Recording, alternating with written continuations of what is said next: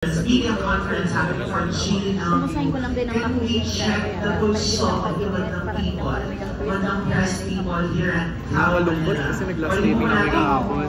Pero, well, emotional. Ano man sabi mo sa... Naiiyak na siya, David naman, naiiyak na siya. Ano ba sabi mo daw sa akin? Sa magiling? Nakakaiyak. Ay, naiiyak na nga. Istorbo mo eh. Istorbo mo, naiiyak na siya. Emotional because I know this is part of a special party for you. Super. Ang dami rin po kasi naturo sa akin when it comes to acting, when it comes to life. Naging mas patient ako sa staff, sa mga nangyayari, sa mga kaguluhan. Parang more than the show, more than the entertainment we bring to people, ano rin talaga na marami akong tutunang values. Yun yung pinag-unahan. So, anong aabangan sa last finale?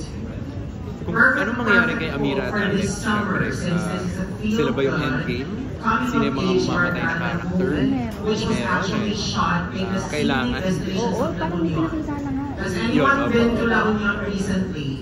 Paano yung pagkanta mo? Bakit ngayon mo lang pinapakita? Parang nag-viral ka kasi sa Showtime.